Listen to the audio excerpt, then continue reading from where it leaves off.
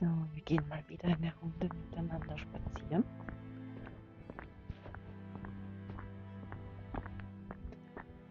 Hier gibt es sogar ein Hotel. Hier gibt es sogar einen Verlag.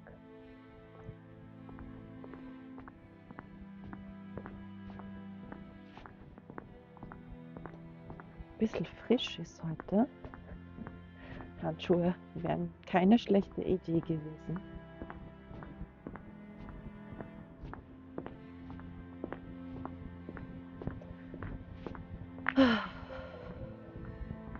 Ich habe mich jetzt schon sehr auf den heutigen Spaziergang gefreut.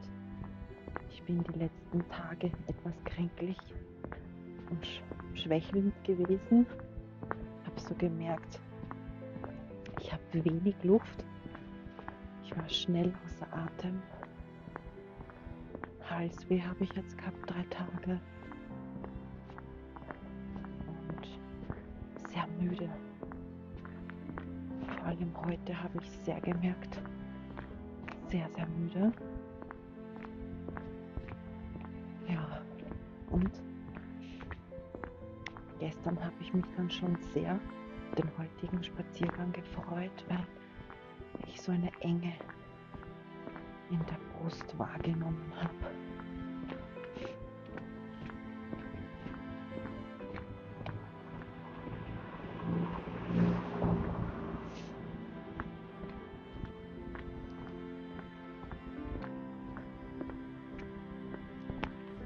Es war wie so ein Band, das immer enger geworden ist, das sich zugeschnürt hat.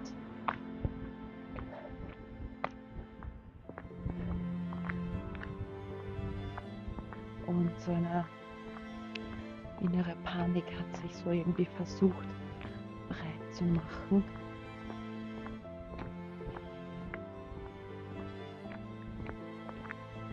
Und vor vielen, vielen Jahren vor einigen vielen Jahren habe ich Panikattacken bekommen. Da hat das gestartet. Und ich habe gelernt, im Laufe der Zeit damit umzugehen. Ich habe das damals, wo meine Mutter schwer krank war und ich sie begleitet habe bis zu ihrem letzten Atemzug und damals so viel gearbeitet habe, da haben sich diese Panikattacken breit gemacht. Jeden Tag bin ich so in die Arbeit gegangen. Panikattacken mehrmals am Tag. Schlaflosigkeit. Und das ging viele, viele Monate so. Und ich habe das damals neurologisch abklären lassen. Und da war alles in Ordnung. Also war klar, das Ganze muss psychosomatisch sein. Und ja, die Ärztin wollte mir damals, ich glaube Xanax wollte sie mir verschreiben. Ich war aber immer schon sehr, sehr vorsichtig mit Medikamenteneinnahme und habe mir gedacht, es muss da auch einen natürlicheren Weg geben. Ich will ja nicht die Ursache per se bekämpfen, sondern ich will ja die Wurzel des Übels herausfinden und dort anpacken. Diese Einstellung hatte ich schon immer. Und in dieser Zeit habe ich gelernt, mich selbst zu beruhigen. In Momenten, wo die Luft immer dünner wird.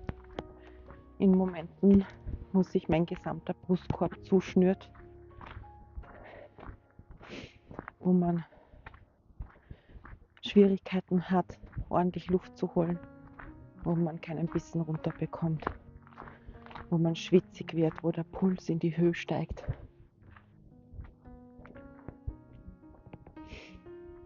Und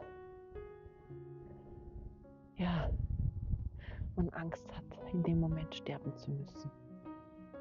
Und so hat sich bei mir dann die Angst vor der Angst entwickelt, weil man ist so ausgeliefert. Ich habe mich so ausgeliefert gefühlt und das mag ich gar nicht. Ich glaube, so geht es jedem. Und ja, ich habe selbst über Monate hinweg gelernt, mich in diesen Momenten, wo ich Angst habe zu sterben, mich selbst zu halten, mich selbst zu regulieren, ohne Medikamente.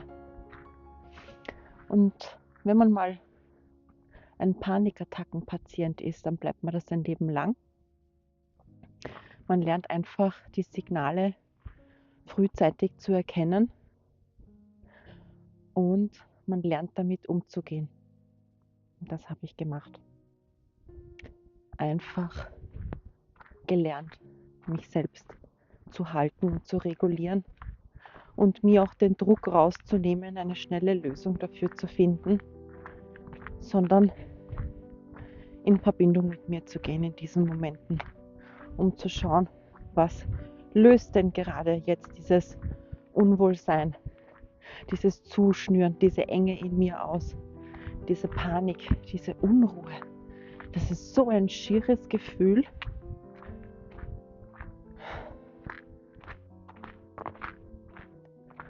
Und in den letzten Tagen, 2 Wochen, merke ich, dass ich generell sehr melancholisch gestimmt bin, unruhig, beengt. Das hat sich schon angekündigt und deswegen habe ich mich sehr zurückgezogen. Müdigkeit, erschöpft sein, beengt sein. Und ja, diese Spaziergänge tun mir momentan sehr gut. Die tun mir wirklich sehr gut. Und ich habe mir gedacht, wenn es mir gut tut, dann nehme ich euch einfach mit. Wichtig für mich ist das Spazierengehen in der Natur und nicht einfach so in einer Stadt, wo Menschen sind, wo noch mehr Chaos ist, wo noch mehr Trubel ist. Mein Wunsch ist es, ein ruhiges, friedliches Leben zu leben. Möglichst dramafrei. Und damals, vor 16 Jahren, war mein Leben alles andere als dramafrei.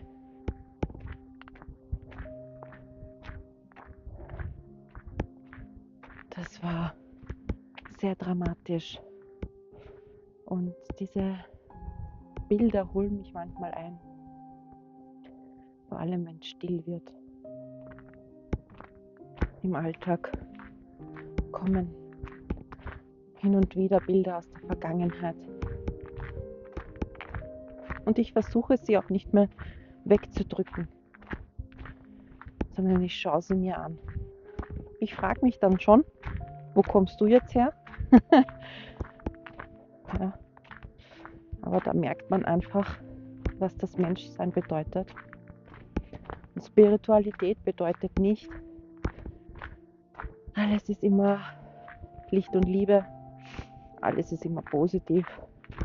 Man hat 100% seines Tages immer Lächeln auf dem Gesicht. Spirituell sein ist Menschsein. Bewusst leben ist Menschsein. Sich bewusst machen, dass Körper, Geist und Seele eins ist. Und dass der Körper einem Signale sendet durch die Seele. Also die Seele sendet einen durch den Körper Signale, sagen wir so. Und wenn du zum Beispiel unruhig wirst, dann signalisiert dir damit, so kommuniziert die Seele übrigens mit mir, mit dem Menschen, dann signalisiert sie, hey, wir sind aus der Balance gekommen. Irgendwas passt nicht, schau da mal genauer hin, bitte. Ich höre dich nicht mehr oder du hörst mich nicht mehr. Wir verstehen einander gerade irgendwie falsch, aber ich möchte dir aufzeigen, da läuft etwas unrund. Früher habe ich das weggedrückt, jetzt schaue ich es mir an.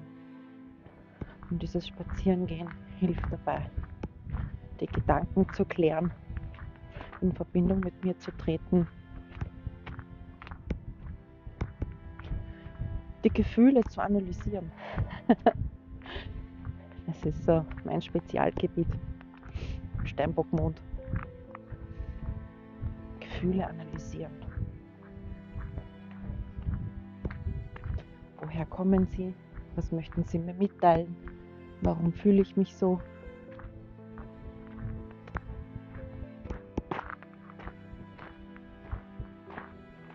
Ja, da lang. Irgendwie zieht es mich darüber. Auch das ist Lernen, seiner Intuition Raum zu geben, ihr Vertrauen zu lernen. Einfach so seinem inneren Kompass zwischendurch folgen. Gerade wenn es jetzt so belanglos ist wie jetzt, gehe ich links oder gehe ich gerade? Mein Gefühl sagt mir, geh mal links, nur dann, geh mal links. Ja, das letzte Jahr war mir da ein großer Lehrer, in Verbindung mit meinem inneren Kompass zu kommen. Und wie oft ärgert man sich im Nachhinein, wenn man dem Verstand entscheiden lässt und nicht dem Bauchgefühl gefolgt ist. Wie oft hat sich dann bewahrheitet, dass die Bauchstimme doch die richtige war. Gell? Ich kann es gar nicht lokalisieren. Viele nennen es Bauchstimme, viele nennen es dem Ruf des Herzens folgen. Instinkt.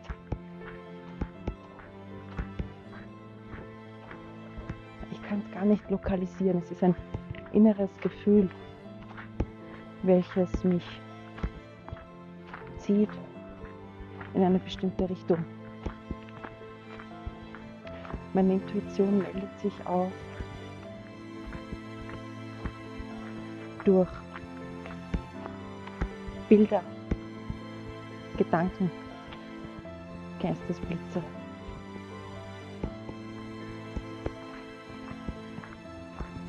Wörter. Auch durch meine Träume. Ja, ich bin ein sehr feinfühliger Mensch. Ich bin ein Mensch, der viel fühlt, tief fühlt, das Leben tief emotional erlebt. Aber der Steinbockmond hilft mir hier auch, Klarheit, Erdung reinzubringen. Das ist so wichtig. Das ist so wichtig. Ja, man muss Weite schaffen für die Seele.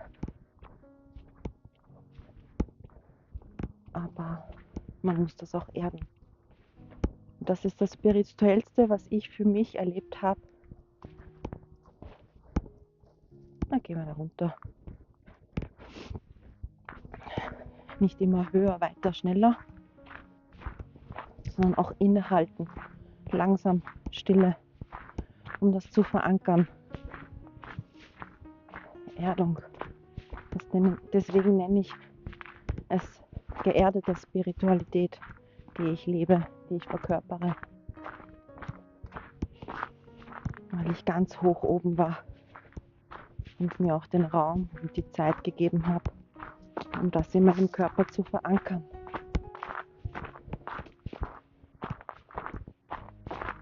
Schön. Lustig. Stellenweise gibt es doch noch ein Eis. Gestern hat es geschneit Ich habe mich schon so gefreut, aber der Schnee ist leider nicht liegen geblieben. Der Schnee ist leider nicht liegen geblieben. Schade. Schade.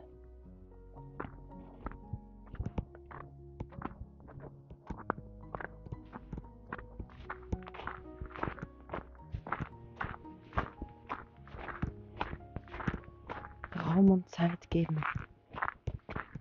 Ich habe für mich entdeckt, dass das wichtig ist, wenn man auf dem Weg ist, sich zu erinnern, wer man wirklich ist, sein Bewusstsein öffnet, erkennt, dass es da mehr gibt als das pure Menschsein.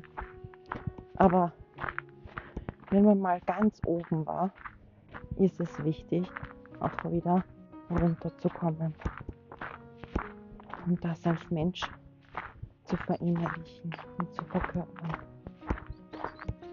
Weil sonst kann man dieses Wissen nicht halten. Der Verstand kann damit dann nichts anfangen. Raum und Zeit, Ruhe. Gerade als feinfühliger Mensch habe ich erkannt, ist Ruhe, Zeit für sich und Entschleunigung essentiell, so wie die Luft zum Atmen. Und das habe ich zu meiner Priorität gemacht. Jetzt halten wir da kurz an. Genießen die Stille.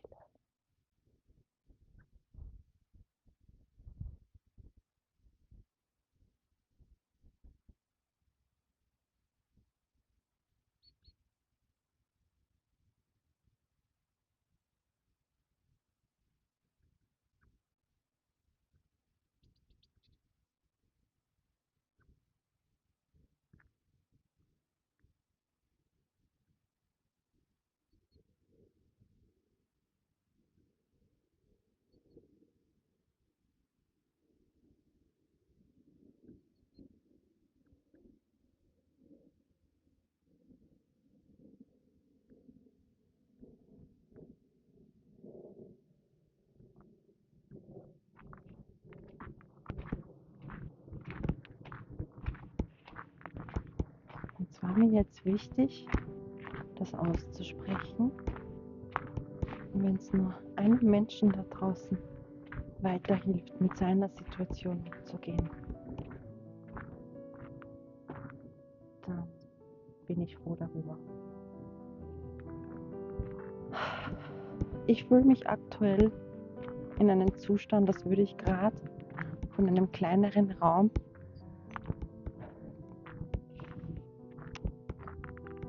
durchgepresst werden, wie durch einen Geburtskanal in einen größeren Raum. Es ist so ein Zwischenraum, wo das Alte nicht mehr besteht, wo das Neue schon sichtbar ist, aber noch nicht ganz greifbar. Und in diesem Zustand musste ich mich erneut halten lernen, dass ich nicht jetzt sofort ein Ergebnis brauche, nicht jetzt sofort jeden weiteren Schritt klar sehen und benennen können muss,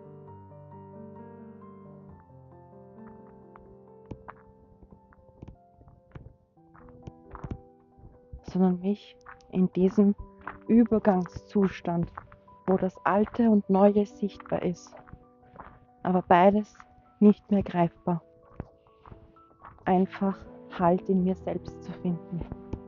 Und da bin ich gerade, und ich glaube, deswegen erlebe ich auch gerade wieder diese innere Unruhe. Es ist ein erneutes Lernfeld. Und ich frage mich deswegen nicht, warum ist das jetzt so?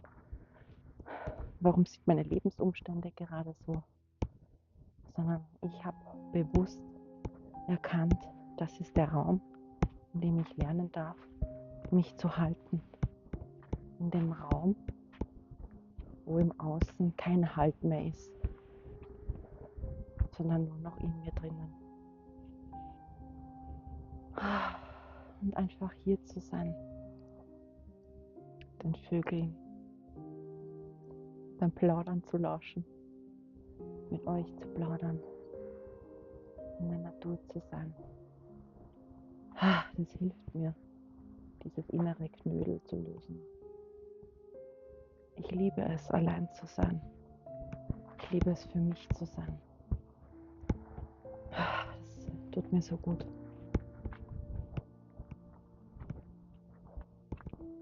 Denn im Alltag mit 3 Kindern, alleinerziehend,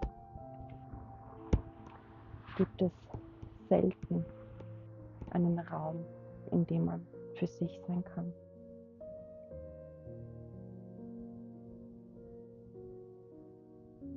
Und ich glaube, das habe ich für mich jetzt dieses Jahr neu entdeckt. Spazieren gehen in der Natur, meinen Gedanken lauschen.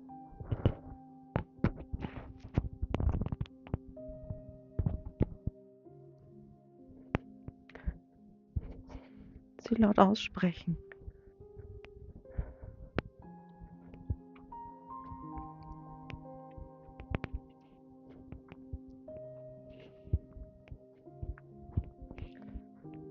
Das hilft sehr, um wieder in Kontakt mit mir selbst zu treten.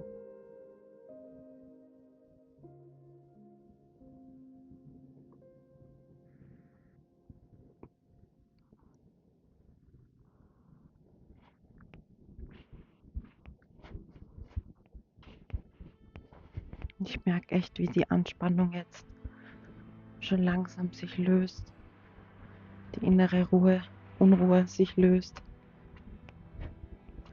die Muskeln in meinem Rücken sich lösen,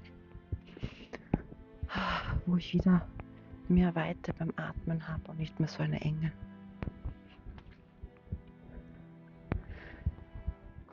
Es ist ein Gefühl, als würde mein Nervensystem sich von einer alten Identität lösen. Ich bin nicht traurig, aber ich fühle eine Traurigkeit. Und es ist keine Traurigkeit, die von jetzt ist. Es ist eine Emotion, die damals unsicher gespeichert wurde. Und jetzt, wo es sicher ist, das Nervensystem versucht, das zu verarbeiten und zu lösen. Und wenn man bewusst ist, dann kann man das klar erkennen und benennen. Das ist für mich geerdete Spiritualität. Mit einem offenen Bewusstsein durchs Leben gehen. Genau das ist es. Sich selbst aus der Vogelperspektive betrachten können. Und woran ich auch gemerkt habe, dass mein Nervensystem gerade etwas Altes aufarbeitet und es löst aus dem Körper, sind Kältezustände. So mal ist es heiß, mal ist es kalt. Mal ist es kalt ohne ersichtlichen Grund. Müde, erschöpft, mehr Rückzug, mehr Ruhe wird gefordert vom Körper. Das merke ich schon. Und wenn man dem keinen Raum gibt, dann schauen wir da mal runter. Manifestiert sich das als Krankheit im Körper, mental oder auch als andere Symptome. Ja, da entwickelt man dann im Körper einen erhöhten Stress, den man nicht löst. Und der lagert sich im Körper ab. Das Nervensystem speichert das. Deswegen spricht aus eigener Erfahrung. Ja, das ist kein Gequatsche aus einem Lehrbuch, sondern das, was ich für mich selbst durch das Leben gelernt habe. Das möchte ich einfach weitergeben.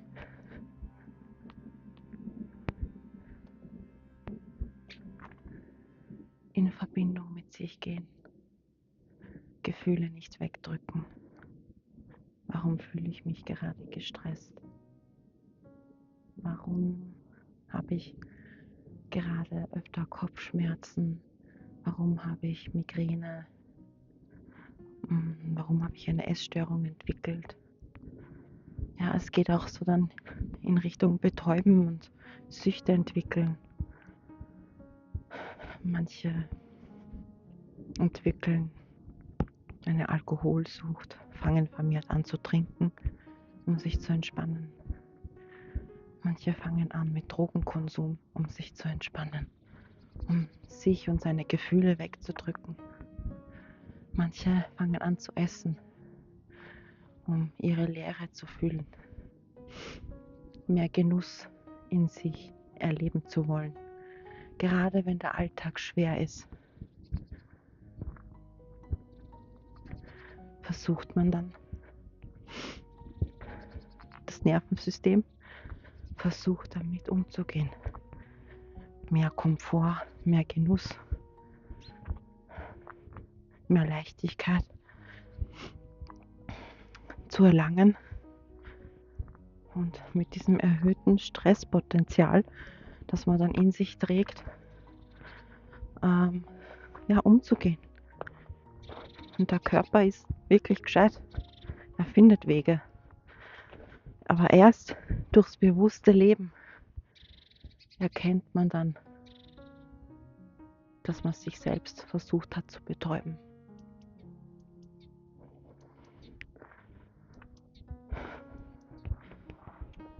Deswegen bin ich gerade dabei,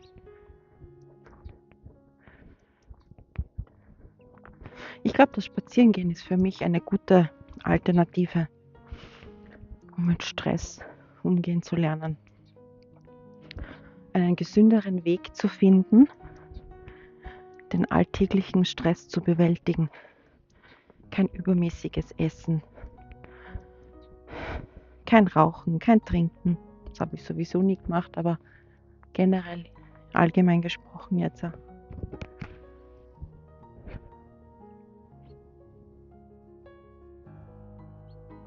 Stress lagert sich ab, wenn man ihn nicht löst. Und er bleibt im Körper viele, viele Jahre. Ich bin jetzt 36, im März werde ich 37. Jetzt ist es sicher in meinem Leben. Ich habe mir ein sicheres Leben aufgebaut.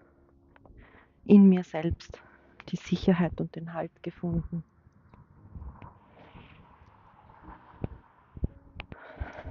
Und jetzt lernt mein Nervensystem Stück für Stück den Stress aus der Vergangenheit zu verarbeiten und zu lösen. Denn der Körper will das ja gar nicht in sich behalten.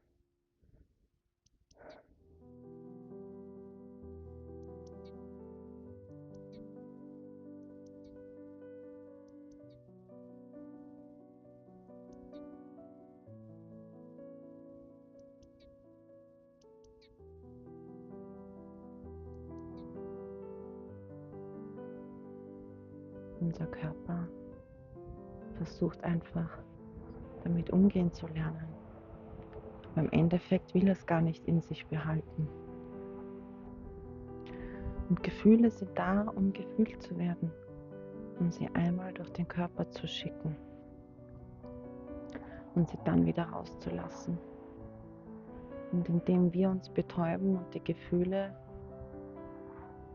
unterdrücken, lagern sie sich in Allergien ab, in Krankheiten, psychosomatische Symptome.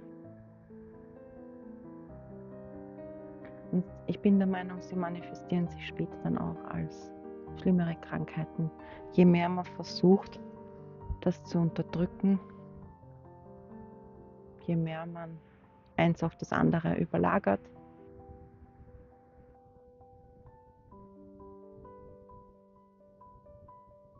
ich denke, der Körper zeigt uns somit auf, wie wir selbst mit uns umgehen, wie wir unser Leben leben. Ich glaube, das sind so Stoppschilder und Warnsignale, die uns der Körper sendet, um zu zeigen, du verrennst dich da gerade, du läufst gerade unrund.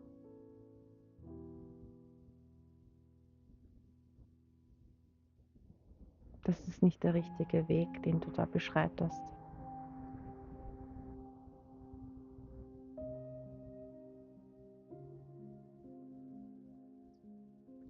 Diese Erkenntnisse gewinnt man, indem man bewusst mit sich umgeht, bewusst lebt, bewusst hinschaut.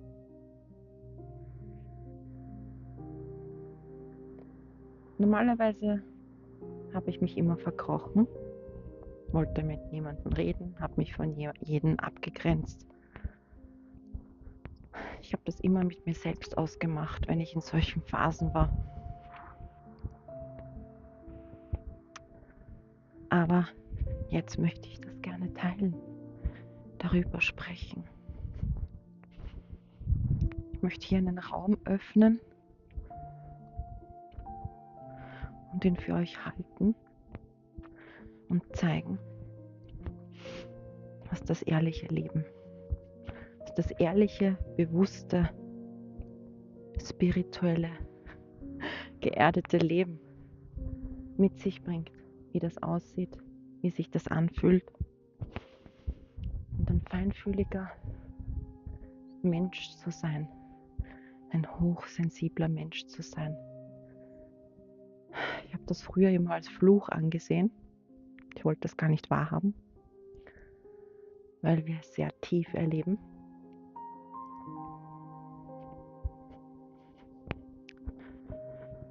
Es kostet einfach mehr Kraft. Ich habe immer gesagt, nein, ich habe einfach nicht so viel Energie wie andere. Das ist aber eigentlich gar nicht richtig. Denn wir feinfühligen Menschen verbrauchen einfach beim Erleben mehr Energie. Wir nehmen mehr wahr. Wir sehen mehr, wir fühlen mehr, wir erkennen mehr. Das zu verarbeiten braucht einfach viel mehr Kraft. Und wir Menschen sind einfach alle individuell. Da kann man jetzt nicht sagen, nein, wir sind alle gleich. Wir sind alle auf der Erde geboren. Wir bestehen alle aus Blut und Wasser. Wir sind alle gleich, egal wo wir leben. Und da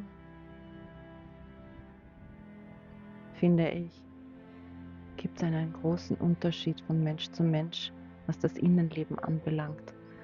Wir sehen ja auch alle anders aus. Wir erleben und fühlen alle unterschiedlich. Unsere Wahrnehmung ist unterschiedlich und diese färbt die Wahrheit ein. Ich würde sagen, die Gefühle sind eine bestimmte Farbe, wie wir die Welt wahrnehmen, erleben und wie unsere Wahrheit dadurch eingefärbt ist.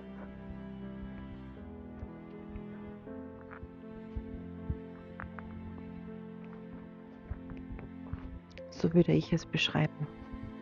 Deswegen ist die Wahrheit auch individuell. Möglichkeiten, Chancen eröffnen sich einem und man denkt sich, hey, früher hatte ich diese Möglichkeiten nicht, früher hatte ich diese Chancen nicht, früher war das Leben gegen mich, jetzt habe ich plötzlich Glück.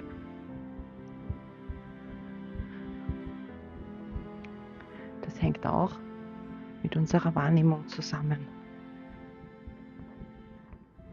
Wenn man im Mangel-Mindset ist, dann lebt man gegen sich selbst. Dann sabotiert man sich selbst. Dann lebt man den Glaubenssatz, das Leben ist hart, das Leben ist schwer und ungerecht. Alle sind immer gegen mich. Ich habe kein Glück.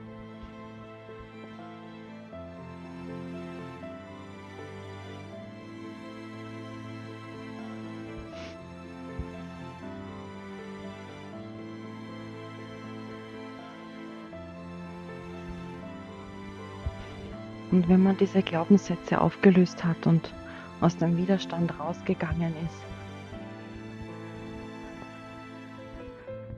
dann erlebt man plötzlich, dass das selbst so eingefärbt hat, selbst so angezogen hat durch seine eingefärbte Wahrnehmung. Wenn man das geglaubt hat, dass es so ist. Und wenn man sich davon löst und sich erlaubt, dass das Leben ein Gutes sein darf, auch für einen selbst, auch wenn die Umstände schwierig waren, dann erlebt man plötzlich Überraschungen, Geschenke.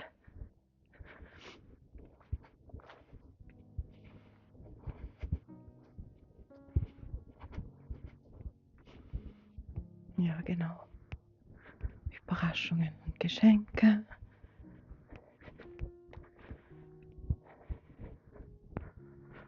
Und das sind dann gar nicht so Belohnungen. Ja, man kann es sehen als Belohnungen seiner eigenen inneren Arbeit, dass man sich gelöst hat vom Mangeldenken, dass man sich gelöst hat von der Selbstsabotage. Man erlaubt sich positive Erlebnisse.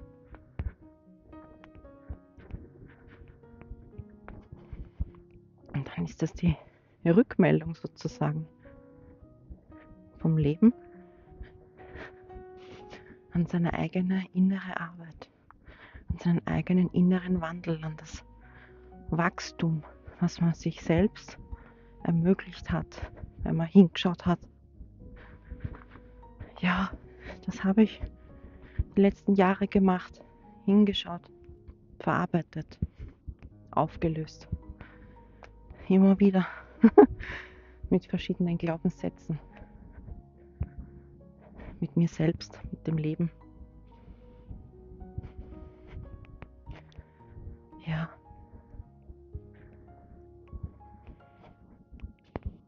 Da gibt es echt viele Weinberge, also Weinreben. Ich hoffe, ich finde wieder zurück.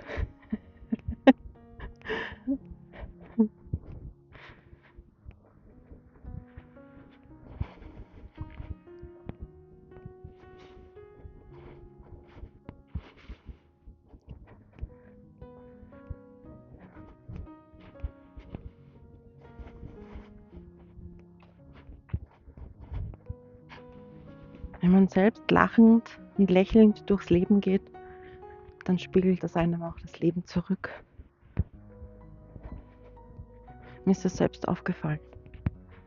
Wenn ich positiv durchs Leben gehe, einkaufen gehe, Menschen begegne, dann begegne ich auch lächelnden und positiven Menschen. Es ist wie ein Spiegel, wie im Innen, so im Außen.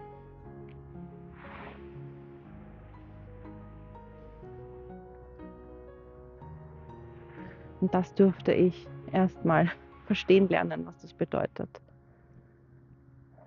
Die äußere Welt wird definiert durch deine innere Welt.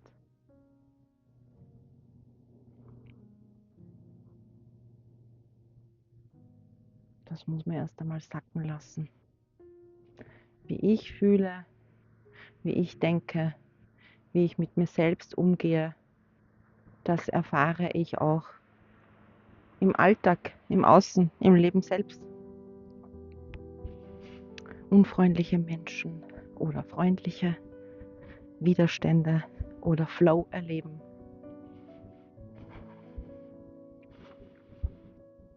Ich habe lange Zeit gegen das Leben und gegen mich gearbeitet. Habe immer versucht, alles mit meinem Verstand zu regeln.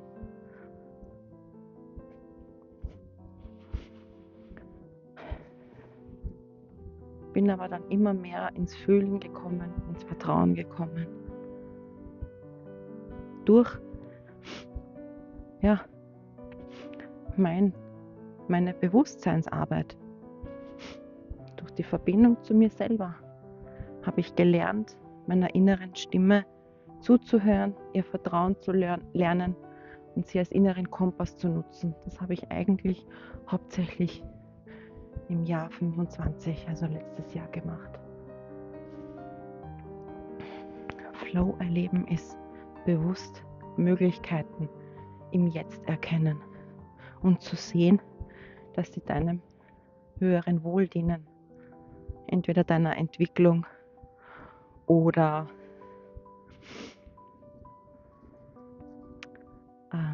da, als Meilenstein zu deiner nächsten Stufe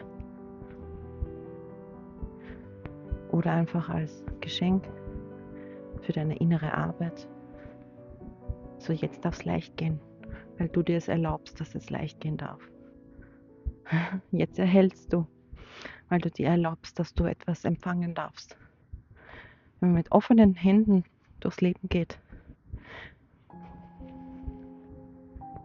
dann erhält man auch was. Und das ist so spannend, was ich selbst an mir beobachtet habe. Ich habe immer krampfhaft versucht und gekämpft, um Geld zu verdienen. Immer nach Möglichkeiten im Außen gesucht, immer mit dem Verstand entschieden, das könnte ich machen, Pläne gemacht. Und dann war es das aber nie. Ich bin immer an diesen Punkt gekommen, dass dann irgendwann die Freude und die Lust dabei verloren gegangen ist. Klar, weil alles, was man mit dem Verstand entscheidet, das kommt nicht aus deinem Inneren, das nicht aus deinem Herzen, nicht aus deiner Freude. Und ich glaube, also für mich auf jeden Fall ist es so, kann man das nicht auf Dauer durchziehen, ohne gegen sich, seinen Körper und seine Gesundheit zu arbeiten. Ich glaube wirklich, dass es möglich ist, etwas zu finden, was einem Freude bereitet, was einem leicht von der Hand geht und dass man damit seinen Lebensunterhalt ermöglichen kann. In Freude und Leichtigkeit. Und für mich ist eine dritte Komponente extrem wichtig, nämlich die Freiheit. Freiheit ist für mich auch wie die Luft zum Atmen. Ich brauche das. Ich kann mit Begrenzung nicht, weil meine Denkweise auch frei ist. Deswegen, das geht für mich gar nicht. Ja, jetzt werden wir mal schauen, dass ich da wieder zurückfinde.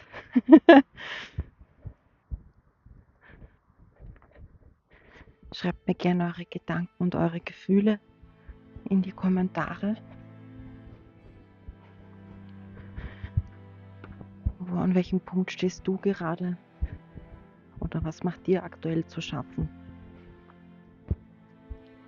Was erlebst du vielleicht immer wieder? Wo du dich immer wieder am selben Punkt findest?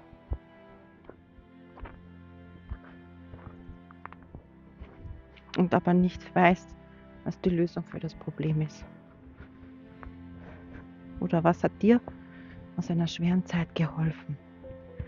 Ich würde hier wirklich gerne einen Raum öffnen und halten als Erfahrungsraum, als Lern-, Erfahrungs- und Erleberaum.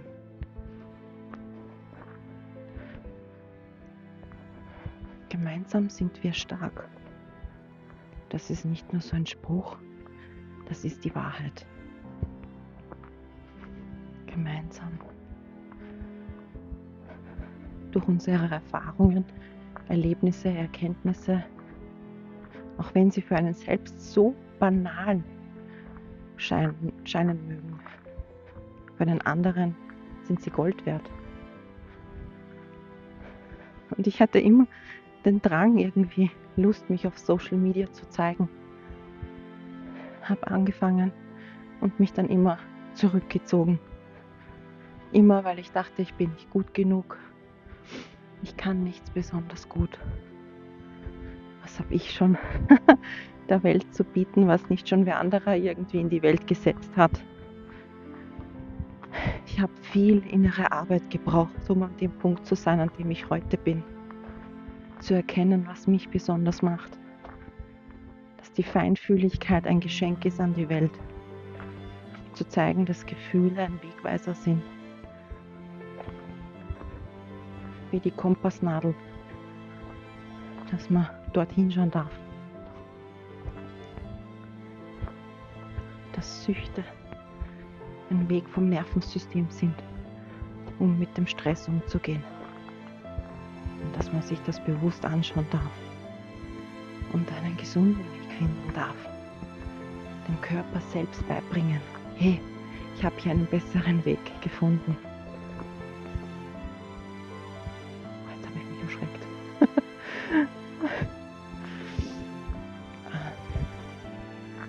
Einen besseren Weg finden als mit Betäubung. Mein Herz klopft.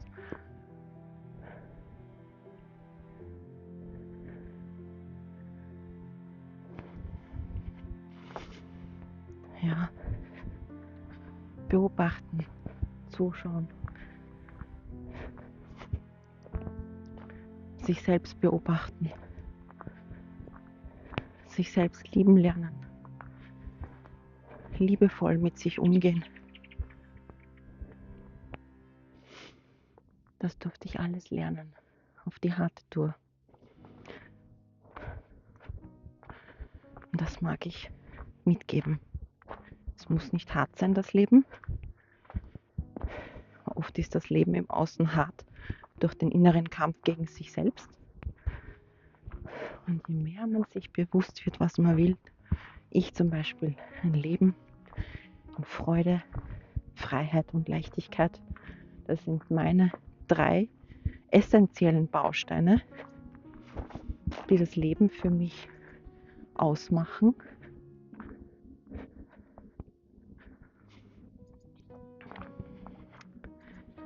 Und ich merke immer mehr, dass ich dorthin gelange, Stück für Stück. Und dafür darf dann immer was Altes gehen. Und ich glaube, deswegen fühle ich mich auch gerade so, wie ich mich fühle.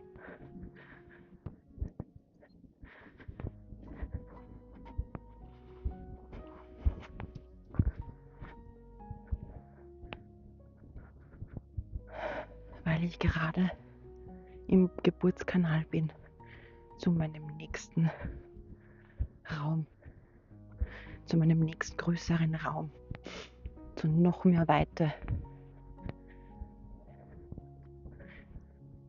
die ich mir aufbaue, durch meine innere Haltung zum Leben, durch meine inneren Wünsche.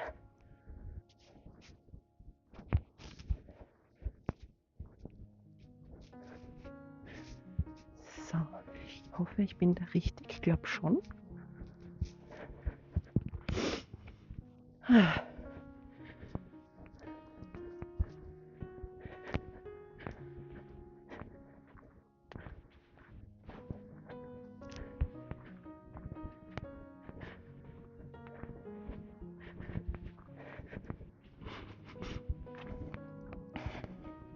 Wenn du hier das Video gerade siehst, würde es mich interessieren, schon wo du aus gerade zusiehst, in welchem Teil der Welt.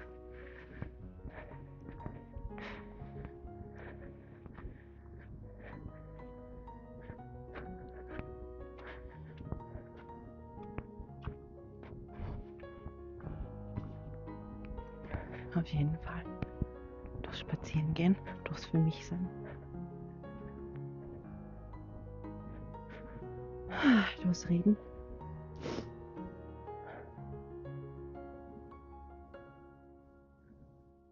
Jetzt mal wieder besser. Fühle ich mich wieder leichter. Es ist irgendwie so wie eine Erlösung. Spannung geht aus dem Körper. Erlösung.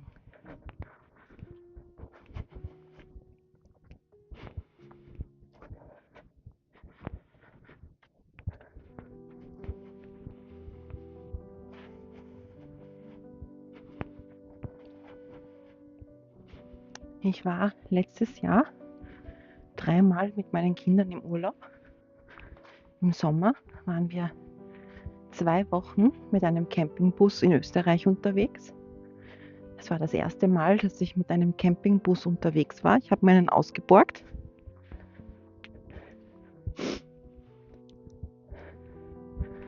Und habe mir in Österreich 3 Seen ausgesucht. Da waren wir in Oberösterreich, in Salzburg und in Kärnten. Es war ein unglaublich magischer Urlaub. Es war toll, den Kindern hat es gefreut, Spaß gemacht. Ich habe mich frei gefühlt und dieser Urlaub hat in mir auch einen großen Entwicklungsschritt ausgelöst. Ich habe mich noch nie so frei gefühlt wie auf Reisen mit dem Campingbus. Ich habe mich noch nie so wie ich selbst gefühlt wie auf dieser Reise. Und dann bin ich nach Hause gekommen und dann hat mich schnell wieder der Alltag und die Realität runtergeholt. Und dieses Hochgefühl war schnell wieder weg. Ich habe dann gleich 2 weitere Reisen gebucht für die Herbstferien und für die Winterferien in den Bergen. Wir waren am Schneeberg im Herbst, im Winter waren wir auf der Bürgeralpe in Mariazell. Es war wunderschön. Berge sind für mich Wahnsinn. Freiheitsgefühl, Fülle erleben. Wunderschön. Und dadurch hat sich für mich auch ergeben, mich zieht es hier weg. Und dann habe ich gemerkt, wie das Leben unterstützend ist, wie es leicht sein kann, wenn es sein soll, sagen wir so. Ich habe dann geschaut, wo kann man hinziehen. Habe die Steiermark für mich entdeckt. Dort eine Wohnung mit Garten gefunden für mich und meine Kinder. Rund umgeben von Bergen in der Hochsteiermark. Habe dann gemerkt, okay, das ist jetzt recht leicht gegangen. Dankeschön. Das soll so sein, ich gehöre dahin. Dann habe ich mir gedacht, okay, ein Auto mit Allradantrieb, Automatik wäre nicht schlecht. Ein paar Tage später ist auch das zu mir gekommen. Auch im Flow. Es ging dann alles Zug um Zug, ohne Druck. Einfach, weil ich mir erlauben möchte, frei, in Freude und Leichtigkeit zu leben. Und genau das hat mir das Leben dann gespiegelt. Ja, es darf leicht gehen. Ich bin fertig mit dem Kämpfen.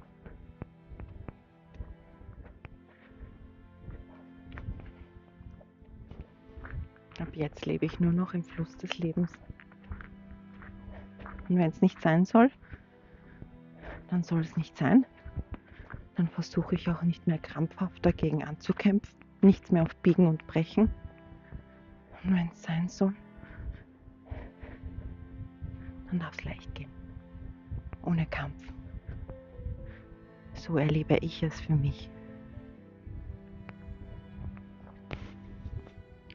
Ich habe lang genug gekämpft mit dem Leben und das möchte ich einfach nicht mehr.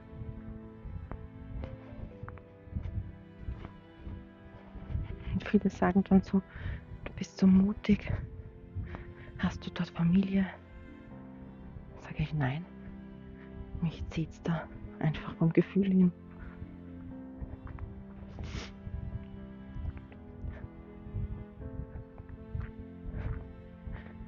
Und ich weiß, es wird gut sein. Ich weiß, es wird schön sein. Es wird uns allen gefallen und gut tun.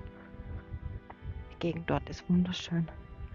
Ich kann mit den Kindern wandern gehen. Dann braucht man nicht mehr so oft in Urlaub fahren. Ja. Man muss einfach schauen für sich selber, wie man sich das Leben vereinfachen kann. Und ich glaube, wenn man im Verstand steckt und alle Entscheidungen immer aus dem Verstand trifft, dann nimmt man sich auch die Möglichkeit, seinen inneren Bedürfnissen und Wünschen Raum zu geben. Und ich glaube, dann erlebt man diese Schwere im Alltag.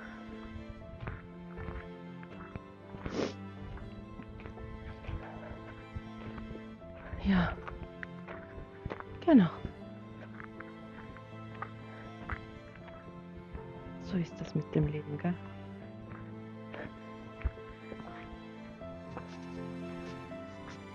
Ja, ich habe es rausgeschafft. Habe mich hier auch einfach von meinem Gefühl leiten lassen.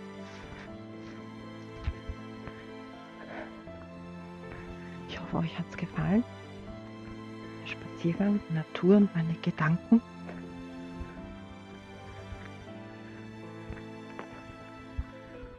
Ich freue mich, wenn ihr meinen Kanal abonniert,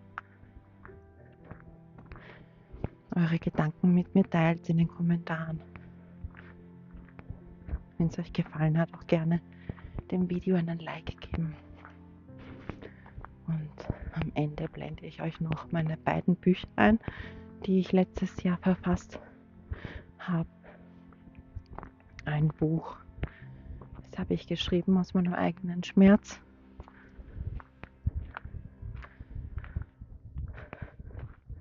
Es dient zum Reflektieren und regt zum Nachdenken an. Zeigt dir deine möglichen nächsten Schritte auf, die du für dich, für deinen Wandel gehen kannst. Und das zweite Buch ist aus meiner kreativen Ader entstanden und aus der Liebe zur Astrologie, die ich letztes Jahr für mich entdeckt habe. Das ist das Astromalbuch. Zu jedem Sternzeichen 3 verschiedene Malvorlagen. Und auf den linken Seiten stehen immer ein paar interessante Infos zu jedem Sternzeichen. Gefällt mir sehr, sehr gut. Darauf bin ich sehr stolz. Und da kann man auch in die Stille kommen, in Verbindung mit sich kommen. Das ist auch Achtsamkeit im Alltag, Stressbewältigung, ausmalen, nachdenken, reflektieren, Tee trinken, Duftkerze anzünden, angenehme Musik im Hintergrund hören. Und aus diesem Gefühl heraus habe ich dann das Malbuch erstellt, dass ich mir gedacht habe, ich habe mir vorgestellt, wie dann das jemand für sich nutzt und wie es ihm dabei hilft, ja, sich leichter und besser zu fühlen, eine kreative Ader auszuleben, vom Alltag abzuschalten, bewusster bei sich anzukommen. Ja, genau. Ich glaube, ich möchte mich auch hier schon verabschieden. Da vorne ist dann schon das Zentrum.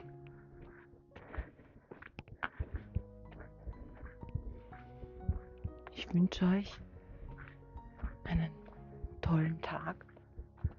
Ich freue mich, wenn wir uns beim nächsten Walk and Talk wieder hören und sehen oder lesen in den Kommentaren. Macht's es gut. Tschüss und bis zum nächsten Mal, ihr Lieben.